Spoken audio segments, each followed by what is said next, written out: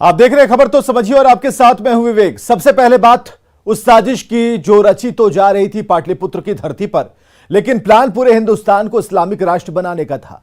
पाटलिपुत्र देश का गौरव है और उसी पाटलिपुत्र की धरती से भारत को इस्लामिक राष्ट्र बनाने की साजिश हो रही थी।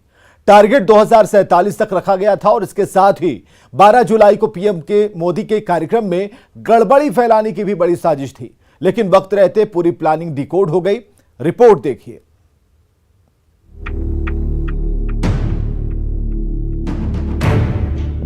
बारह जुलाई को पीएम मोदी बिहार दौरे पर थे। प्रधानमंत्री के दौरे से एक दिन पहले ही पुलिस ने इन दो संदिग्धों को गिरफ्तार किया। गौर से देखिए पकड़े गए इन दो चेहरों को। दो गिरफ्तार संदिग्धों में एक झारखंड पुलिस का रिटायर्ड दरोगा जलालुद्दीन है और दूसरा उसका साथी अतहर परवेज है। इन दोनों पर आरोप है कि मार्शल आर्ट और शारीरिक शिक्षा देने के नाम पर ट्रेनिंग देते थे। दोनों पर धार्मिक उन्माद फैलाने और आतंकवादी गतिविधि चलाने का भी आरोप है। फुलवारी शरीफ का यही वो अहमद पैलेस है जहां टेरर की ट्रेनिंग दी जाती थी।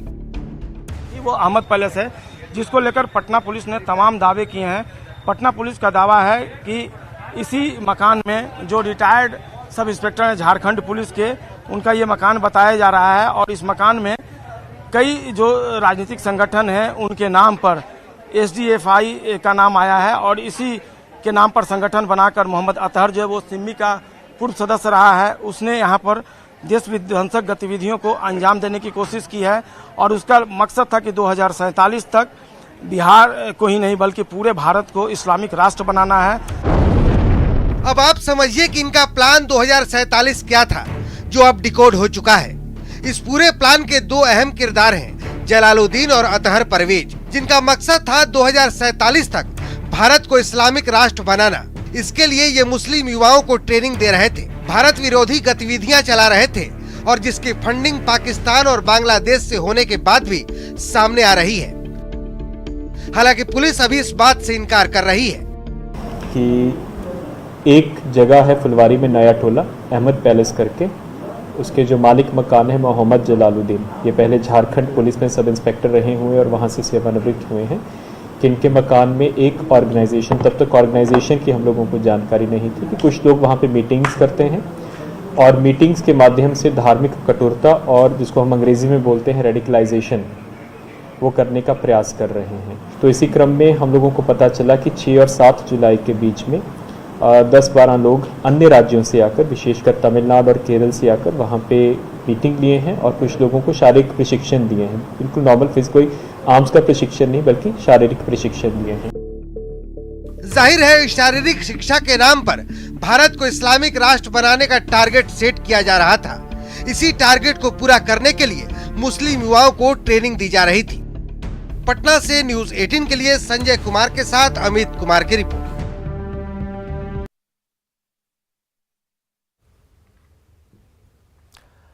तो इस पूरी साजिश में कई बड़े खुलासे हुए। एक एक कर आज हम आपको वो खुलासे बताएंगे जिसे देखकर आप हैरान रह जाएंगे। जानिए वो 10 बड़े खुलासे क्या हैं। खुलासा नंबर 1 है कि पटना में प्लान 2047 तैयार था। प्लान नंबर 2 है कि 3 संदिग्धों की गिरफ्तारी हुई। खुलासा नंबर 2। खुलासा नंबर 3, जलालुद्दीन झारखंड पुलिस में था। खुलासा नंबर 4, अतहर जलालुद्दीन का साथी है। खुलासा नंबर 5, अतहर कई घटनाओं में बेलर था। खुलासा नंबर 6, 2001, 2003, 2013 की घटना का यह बेलर रहा है। खुलासा नंबर 7, अतहर सिमी का सदस्य रहा है। खुलासा नंबर 8, तमिलनाडु केरल से 12 लोग आए थे। खुलासा नंबर 9, दरभंगा अन्य जिलों के लोग भी इसमें शामिल थे। खुलासा नंबर 10, NIA पटना पुलिस के संपर्क में है।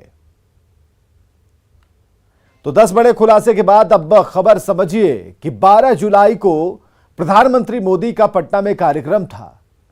11 जुलाई को कार्यक्रम में गड़बड़ी की सूचना मिली थी और सूचना क्या थी यह भी हम आपको बताने जा रहे हैं। सूचना थी कि फुलवारी शरीफ में कई संदिग्ध देखे गए हैं। संदिग्धों को नया टोला स्थित अहमद पैलेस में ट्रेनिंग दी जा रही है। फुलवारी शरीफ थाने की पुलिस अहमद पैलेस पहुंची। अहमद पैलेस के मालिक मोहम्मद जलालुद्दीन से पूछताछ हुई और मोहम्मद जलालुद्दीन ने पैलेस के सेकेंड फ्लोर पर ट्रेनिंग की बात कही। सेकेंड फ्लोर के कमरे में अतहर परवेज ने उसे किराए पर ले रखा था।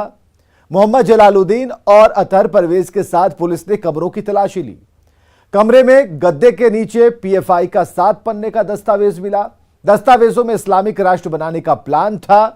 कमरे से पीएफआई के झंडे और रेंट्री एग्रीमेंट के पेपर मिले। पुलिस ने अतहर परवेज से सख्ती से पूछताछ शुरू की तो यह मामला आगे बढ़ चला और इसमें कई गिरफ्तारियां होती गईं। पटना की धरती से भारत को इस्लामिक राष्ट्र बनाने की साजिश रची जा रही थी। पटना पुलिस ने पीएफआई के बड़े नेटवर्क का खुलासा किया और इस खुलासे के दौरान पटना एसएसपी ने वो बयान दिया जो एक जिम्मेदार अधिकारी को शोभा नहीं देता। एसएसपी ने पीएफआई की तुलना आरएसएस से कर दी।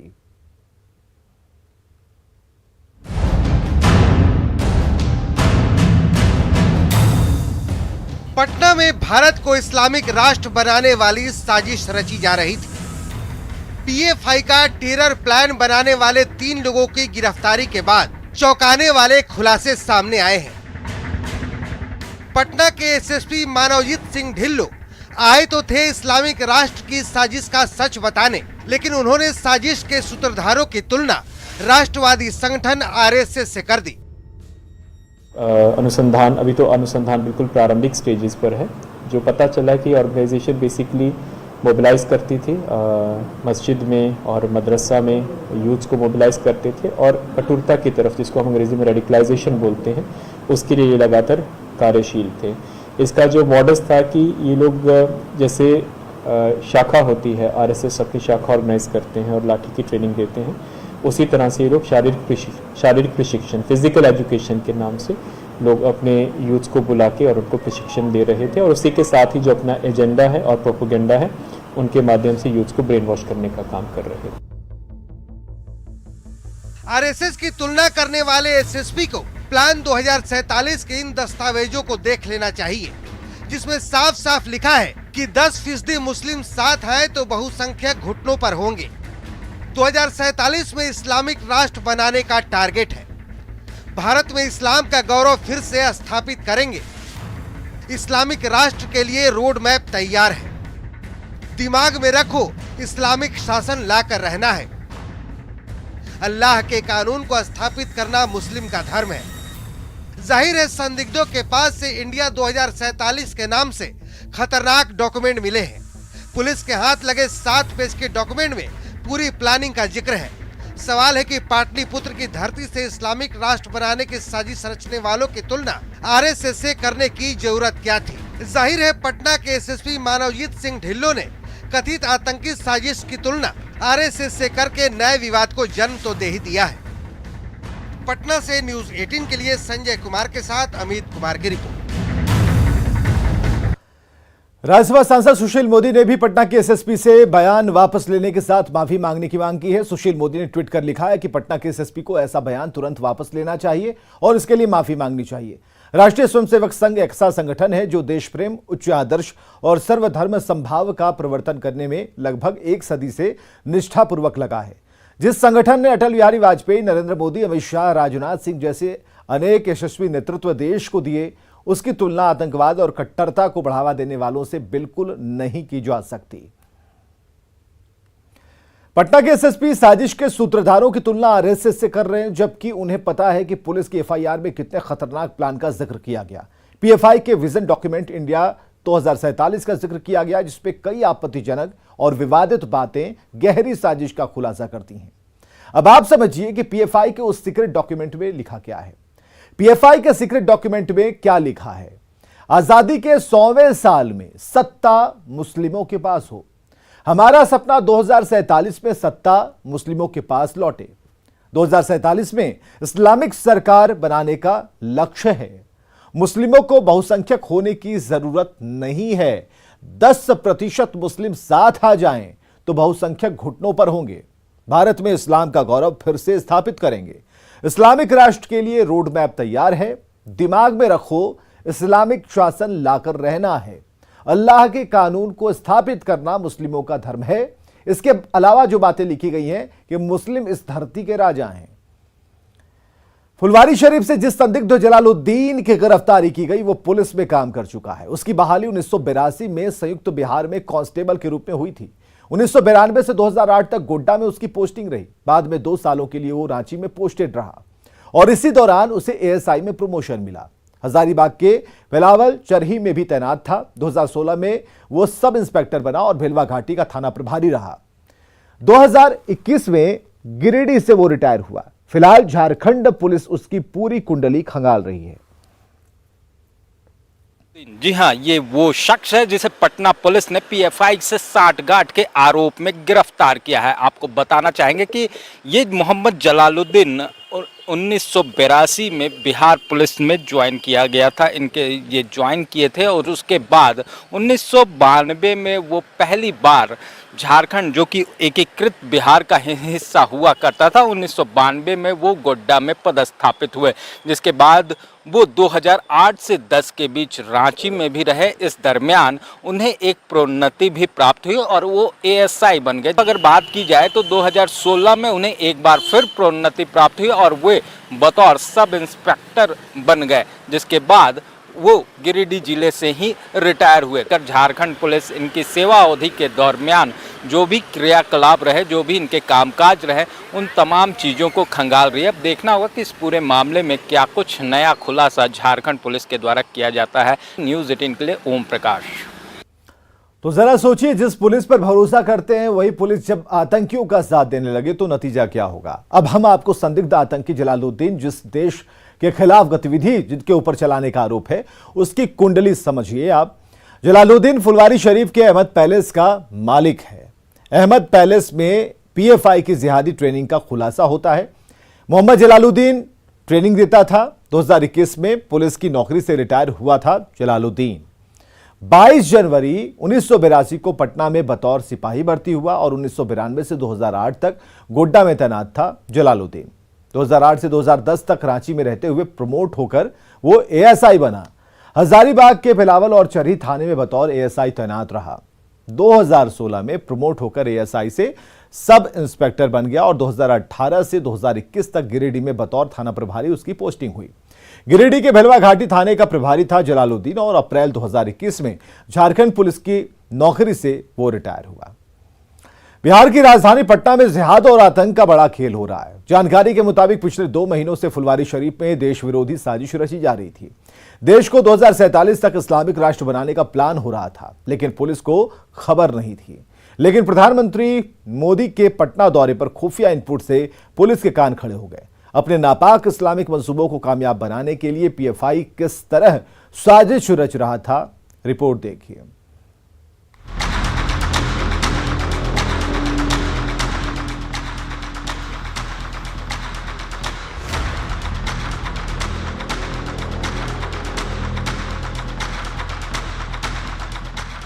6 और 7 जुलाई को फुलवारी शरीफ के इसी घर में बड़ी साजिश की बैठक हुई। इस मीटिंग में 10 से 12 लोग शामिल हुए।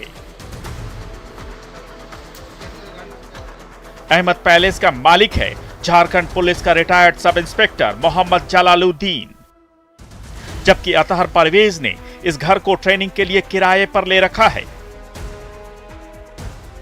अतहर परवेज सिमी का सदस्य रहा है। सिमी के प्रतिबंधित होने के बाद वो सिमी के पूर्व सदस्यों को कानूनी मदद मुहैया कराता था। अतहर फिलहाल एसडीपीआई का पटना जिला महासचिव है। पीएफआई के कहने पर अतहर सिमी के पूर्व सदस्यों को एसडीपीआई से जोड़कर बड़ा संगठन खड़ा कर रहा था, ताकि 2047 तक देश को इस्लामिक राष्ट्र बनाया जा सके।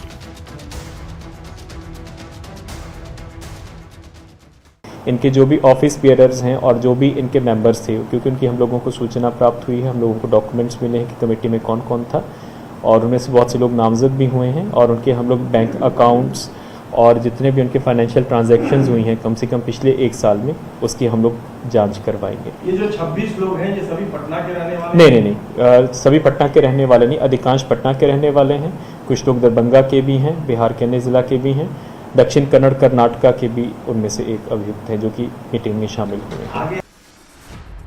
अहमद पैलेस की दूसरी मंजिल से जो 7 पन्नों का दस्तावेज बरामद हुआ है उसका नाम है India towards rule of Islamic India.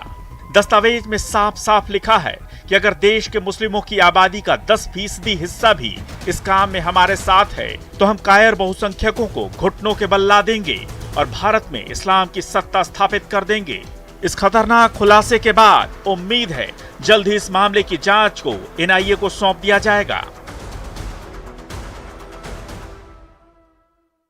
उनकी बेसिकली जो एग्रीमेंट किया गया था उनके मीटिंग्स में वो एक्टिवली शामिल होते थे। तो जब एक्टिवली शामिल होते थे उनके पास जैसे डॉक्यूमेंट्स यहाँ पे इनकी प्रॉपर हाजिरी बनती थी, जो भी मीटिंग्स होती थी तो उसमें वो एक्टिवली शामिल होते हैं, तो उनको बीपीएफआई का कार्यकर्ता माना जा रहा है। एनआईए की टीम पहुंची है? एनआई की टीम अभी नहीं पहुंची है, लेकिन वो भी निश्चित रूप से इसमें अनुसंधान में सहयोग हेतु हम उनसे भी रिक्वेस्ट करेंगे। लेकिन सभी पहलुओं पर पुलिस के द्वारा विशेष टीम बना के कार्रवाई की जा रही है।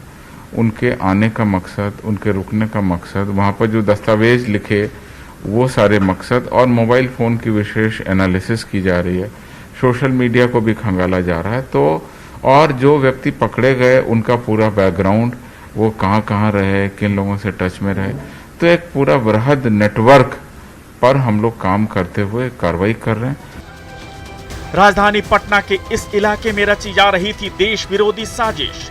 फुलवारी शरीफ पुलिस ने इस मामले में 26 लोगों के खिलाफ नामजद केस दर्ज किया है।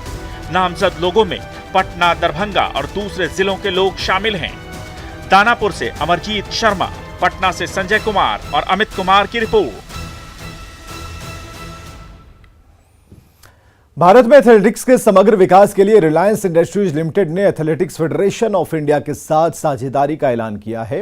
रिलायंस फेडरेशन पहले से ही एएफआई के साथ जुड़ा रहा है। अब दोनों संगठनों के बीच साझेदारी से भारत में एथलेटिक्स को और बढ़ावा मिल पाएगा। इस मौके पर आईओसी के सदस्य और रिलायंस इंडस्ट्रीज की निदेशक रीता अंबानी ने कहा कि एथलेटिक्स फेडरेशन ऑफ इंडिया के साथ रिलायंस फाउंडेशन की साझेदारी का विस्तार बड़ा कदम है। यह साझेदारी भारत में ओलंपिक आंदोलन को मजबूत करने की दिशा में अहम साबित होगी। और आपको यह बताएं कि रिलायंस फाउंडेशन समाज के हर वर्ग के बच्चों और युवाओं को प्रतिभाशाली वैश्विक स्तर का खिलाड़ी बनाने के समान अवसर मुहैया कराने की दिशा में काम कर रहा है। साल 2013 से इस पहल ने 13,000 से अधिक स्कूल और कॉलेज में तकरीबन 21.5 बिलियन से अधिक बच्चों और युवाओं को खेल में करियर बनाने के लिए प्रोत्साहित किया। हम एथलेटिक्स फेडरेशन ऑफ इंडिया के साथ रिलायंस फाउंडेशन की साझेदारी का विस्तार करके खुश हैं। एथलेटिक्स विश्व के खेल में सबसे लोकप्रिय खेलों में शामिल है। इस एसोसिएशन का मकसद लड़कियों पर खास ध्यान देने के साथ हमारी युवा प्रतिभाओं को अवसर और विश्व स्तरीय सुविधाएं देकर भारतीय एथलेटिक्स के विकास में तेजी लाना है। सही बुनियादी ढांचे, प्रशिक्षण और समर्थन से हम दुनिया भर में अपने कई और युवा एथलीट्स को जीत के मैदान में देखेंगे। ये साझेदारी भारत में ओलंपिक आंदोलन को मजबूत करने के हमारे सपने की दिशा में भी महत्वपूर्ण कदम है।